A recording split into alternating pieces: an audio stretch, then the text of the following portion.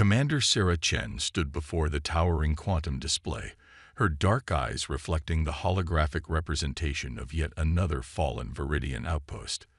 The crystalline spires that once housed thousands of her people now floated as debris in the cold vacuum of space.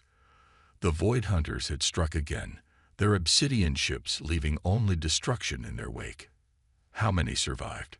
she asked, her voice steady despite the weight pressing against her chest.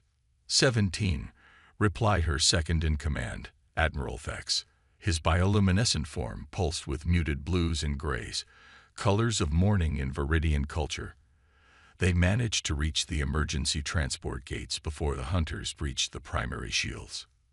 17 out of 4,000. Sarah's fingers curled into fists at her sides.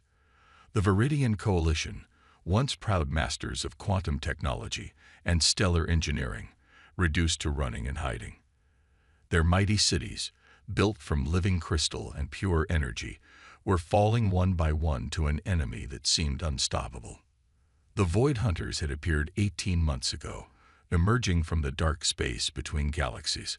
They brought weapons that turned the Viridians' greatest strengths into weaknesses, technology that corrupted their quantum networks and toxins that crystallized their energy-based bodies.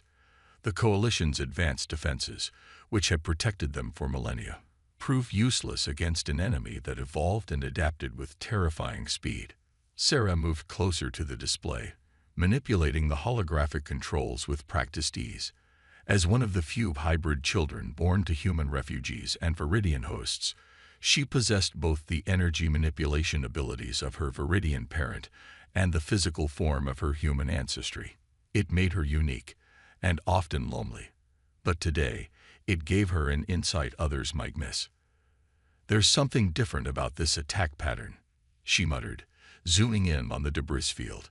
"The hunters usually strike in perfect geometric formations, but look here." She highlighted several impact points that formed an irregular cluster. Admiral Thex floated closer, his form elongating to better examine the data. Imperfection in a Void Hunter attack. Impossible. Their hive mind ensures absolute coordination, unless something was interfering with their neural network, Sarah countered. She quickly overlaid the sensor data from the attack, and her breath caught.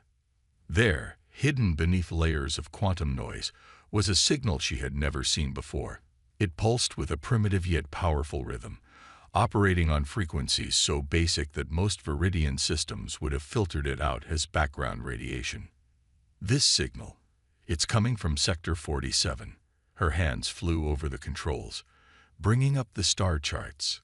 That's impossible. There's nothing out there except... She stopped, her eyes widening. "The Forbidden Zone," Thex finished, his form flickering with concern. "The quarantine system containing..." "Earth," Sarah whispered. Her human ancestors had fled there generations ago, when the Great Plague had threatened to wipe out humanity.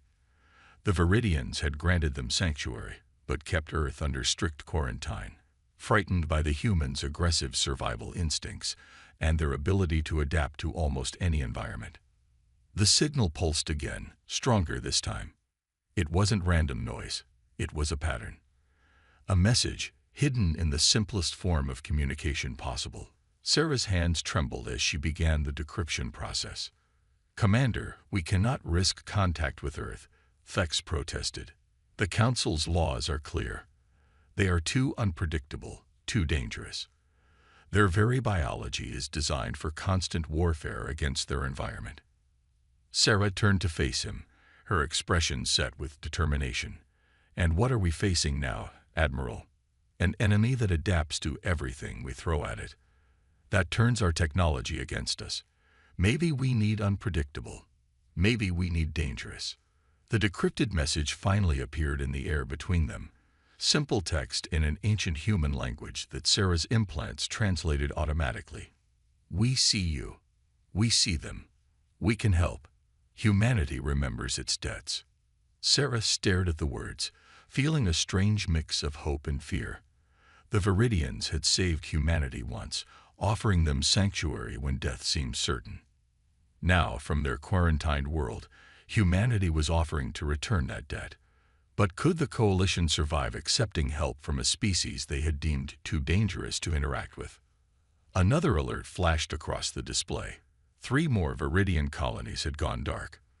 The Void Hunters were accelerating their attacks, growing bolder with each victory.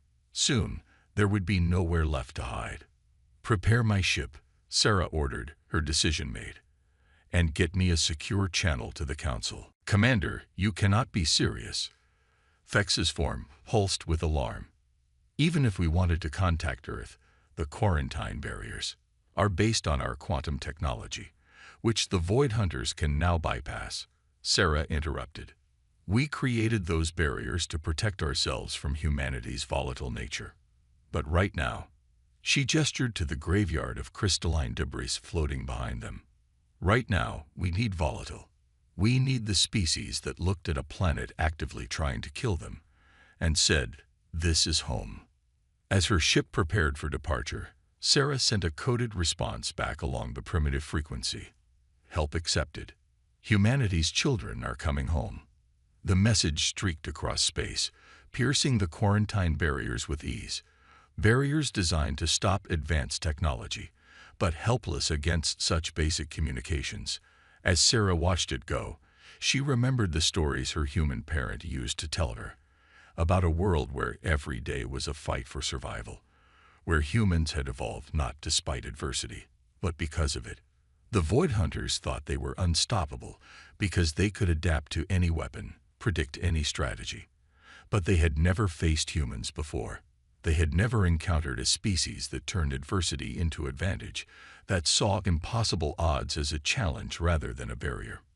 It was time to remind the galaxy why humanity had been quarantined in the first place.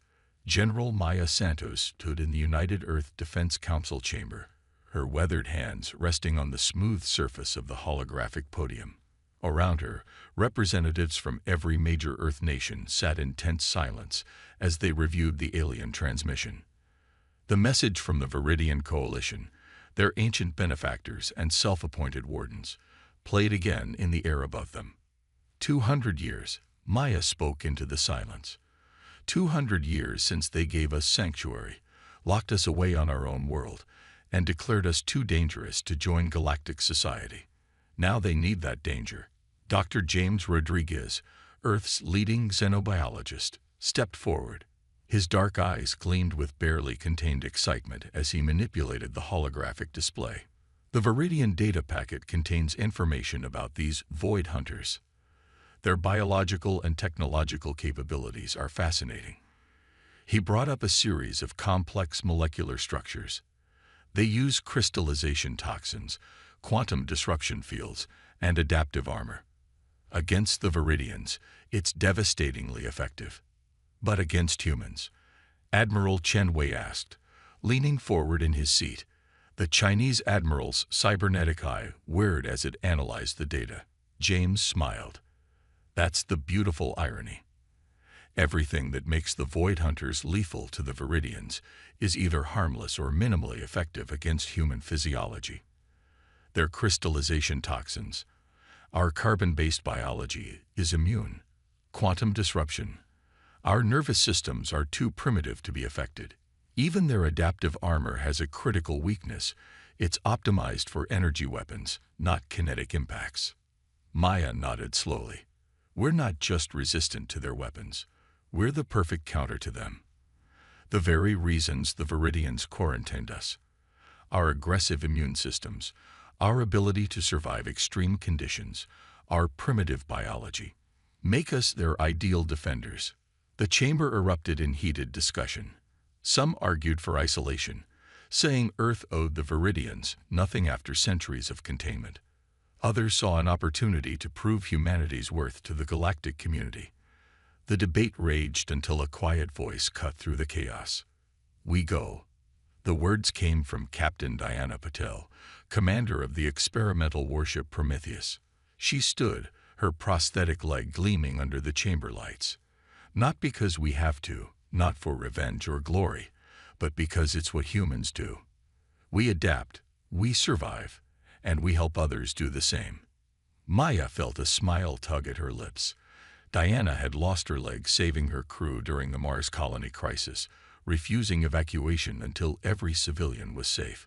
She embodied the best of what humanity had become during their isolation.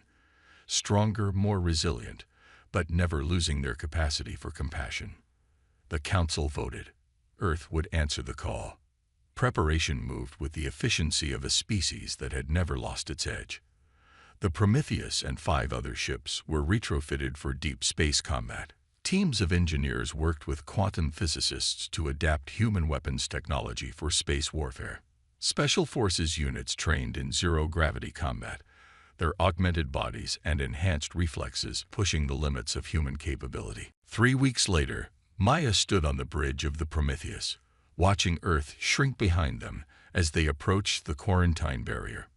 The ship's crew, a mixture of soldiers, scientists, and specialists, represented the peak of human achievement. Each of them had volunteered, knowing they might never return.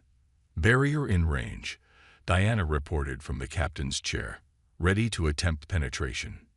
Maya nodded. "Proceed, Captain." The Prometheus's engines roared to life, primitive by Viridian standards, but powerful in their own right.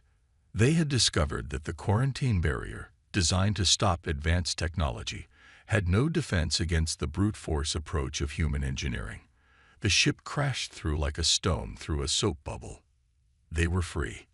The first Viridian ship they encountered was a scout vessel, its crystalline hull gleaming with internal light. Maya watched as the alien craft approached cautiously, its sensors probably confused by the Prometheus's relatively primitive signature. "They're hailing us," Communications Officer Raj Sharma announced. "Using is that radio waves."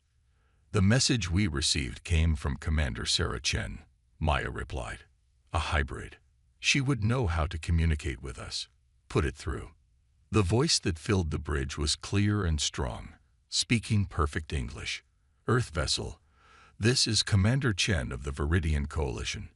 I admit I wasn't certain you would come." Maya stepped forward. "Commander Chen, this is General Maya Santos of the United Earth Defense Force. We received your message. We're here to help." She paused, then added with a slight smile, "Though we might need some updates on what we've missed in the past 2 centuries. There was a moment of silence, then what sounded like a laugh. "General Santos, I believe you and your people are about to give the galaxy several updates of your own." As the 2 ships moved into formation, Maya thought about the irony of their situation. The Viridians had quarantined humanity to protect the galaxy from their dangerous nature. Now that same nature might be the galaxy's best hope for survival. "Take us to your command center, Commander Chen," Maya ordered. "It's time to show the Void Hunters what happens when you back a Deathworld species into a corner." The Prometheus surged forward, its hull gleaming with the reflected light of distant stars. Humanity was returning to the galaxy, not as conquerors or refugees, but as defenders. The Void Hunters had adapted to fight beings of energy and light. They weren't ready for beings of blood and steel. Dr. James Rodriguez stood in the massive crystalline training chamber of the Viridian flagship, surrounded by floating orbs of pure energy. Viridian warriors in their natural form. He held up a simple lead bullet between his thumb and forefinger, its surface gleaming under the ambient light. "This," he announced to his bewildered audience, "is why the Void Hunters are going to lose."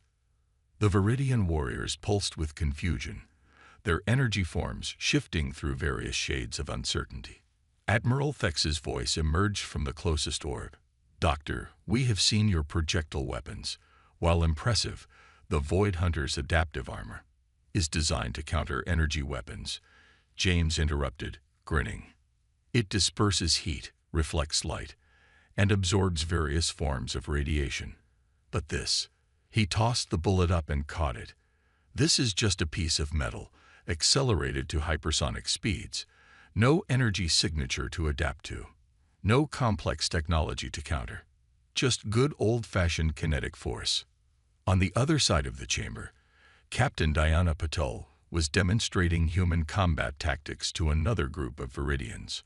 Her prosthetic leg whirred smoothly as she moved through a series of martial arts forms. "Your energy manipulation abilities are incredible," she explained, "but you're too dependent on them. The Void Hunters expect you to fight like beings of pure energy, so don't." She gestured to the holographic display showing Void Hunter attack patterns. "They predict your movements because you always choose the most efficient path. Humans." She suddenly rolled to the side, coming up in an unexpected position. "We thrive on inefficiency. We're messy, unpredictable. That's our strength."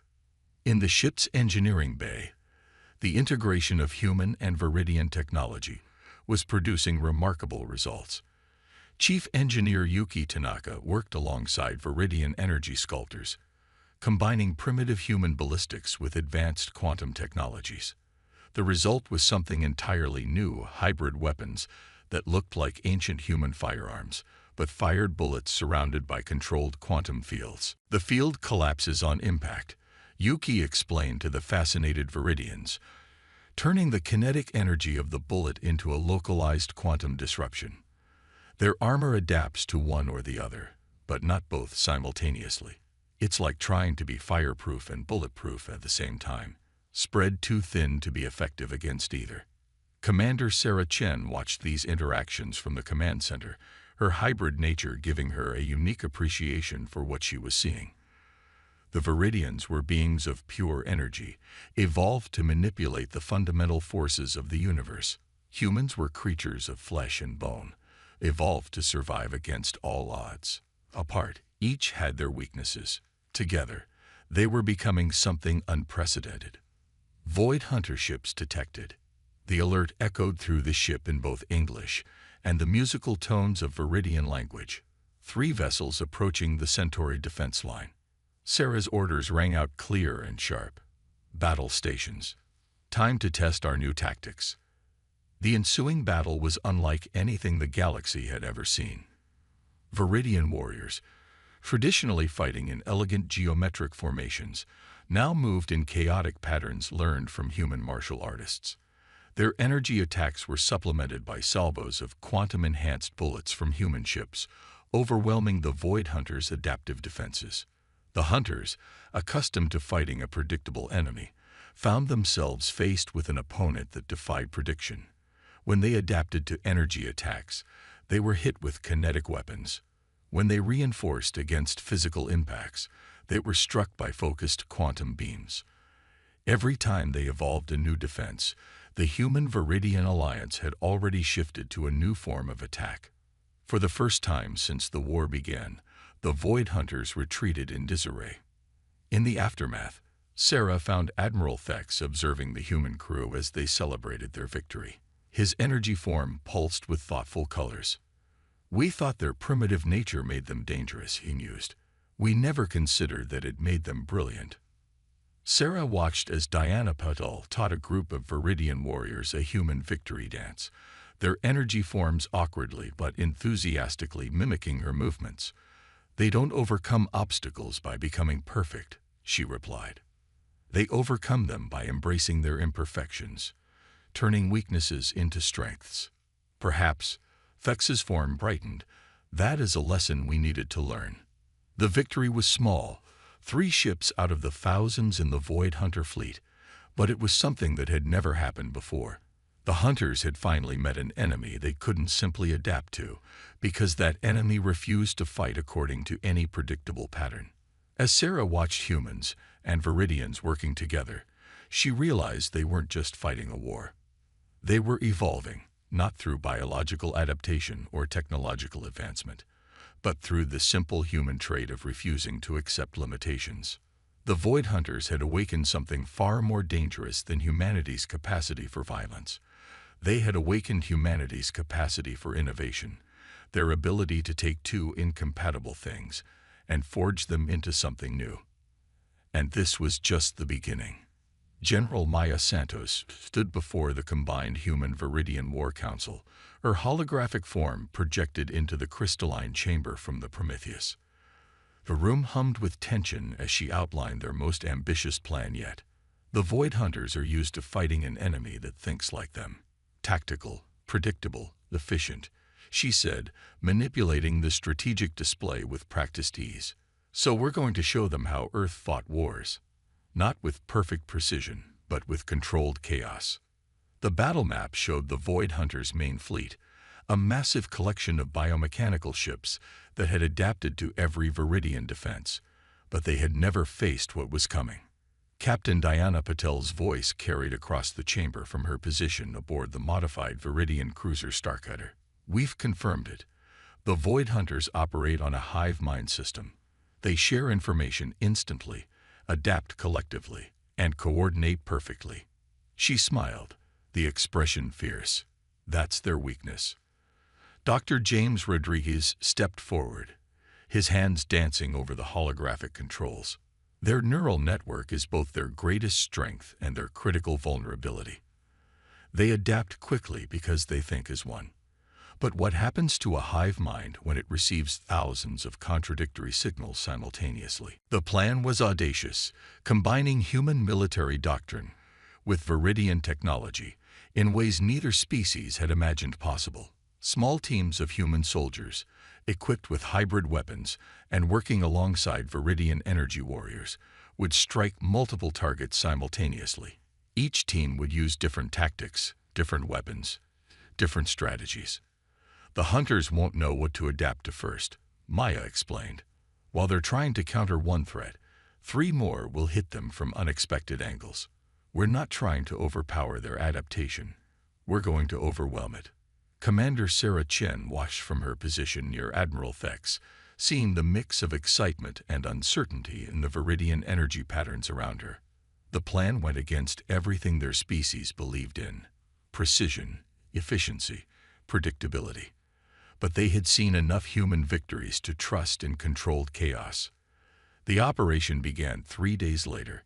Hundreds of small ships, each carrying mixed human Viridian crews, emerged from quantum space around the Hunter fleet. Each vessel attacked differently.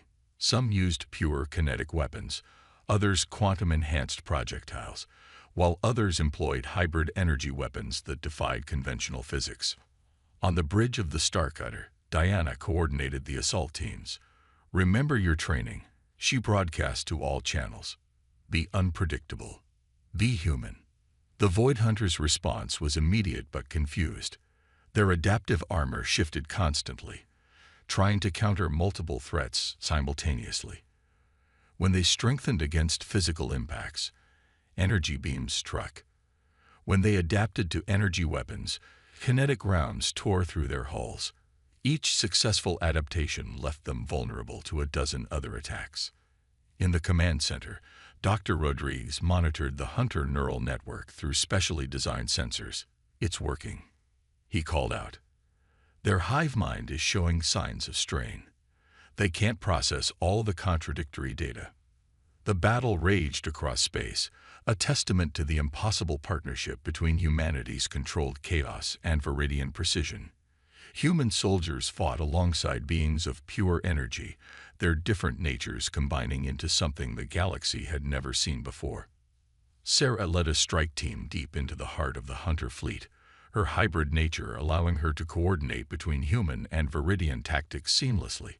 They targeted command nodes, communication hubs, anything that helped maintain the Hunter's neural network. "Look at their formation," she called to her team as they approached a massive Hunter vessel. "They're starting to break pattern. The hive mind is fragmenting." The Hunter ships, for the first time, began to move erratically. Some stopped responding entirely, while others fired at random targets. The perfect coordination that had made them unstoppable was unraveling in the face of human unpredictability. Maya watched from the Prometheus as the battle turned. "This is humanity's gift to the galaxy," she murmured. "Not our strength or our technology, but our chaos. Our beautiful, unpredictable chaos." The Void Hunters had evolved to counter any single threat, to adapt to any consistent pattern.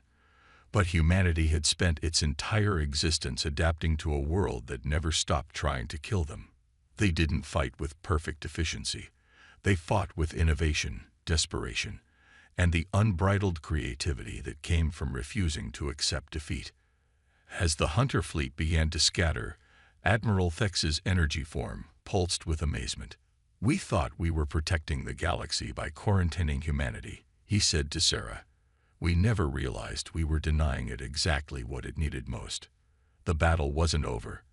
The Void Hunters still controlled vast territories, and their remaining ships were already beginning to adapt to this defeat. But something fundamental had changed. The Hunters had become the hunted, and their perfect adaptation had met its match in human imperfection. The galaxy was about to learn why Earth had been called a death world, not because it bred killers, but because it bred survivors who never stopped finding new ways to overcome the impossible. The quantum display in the Prometheus's command center showed the remains of the once mighty Void Hunter fleet, scattered, fragmented, but still dangerous. Like a wounded predator, they had retreated to their last stronghold, a massive space station that pulsed with dark energy at the edge of Viridian space. General Maya Santos studied the tactical overlay, her expression grim. "They're adapting again," she announced to the assembled human Viridian command staff. "Our chaos tactics bought us victory in open combat, but they're learning. Their hive mind is evolving, becoming more human." Dr. James Rodriguez nodded, his fingers dancing over the sensor readings. "They're introducing randomness into their own systems, trying to beat us at our own game." He looked up, a glint in his eye. "But they're missing something crucial about humanity. We don't just embrace chaos," Captain Diana Patel finished, stepping forward with her prosthetic leg whirring softly. "We master it." The final battle plan was perhaps the most human strategy ever conceived in the history of galactic warfare. While the Void Hunters had learned to be unpredictable, humans had millennia of experience turning chaos into victory. Every failed experiment, every near-extinction event, every catastrophe survived had taught them one crucial lesson. True adaptation wasn't about becoming perfect, but about turning imperfection into strength. Commander Sarah Chen stood on the bridge of her hybrid vessel, a ship that embodied the union of human and Viridian innovation.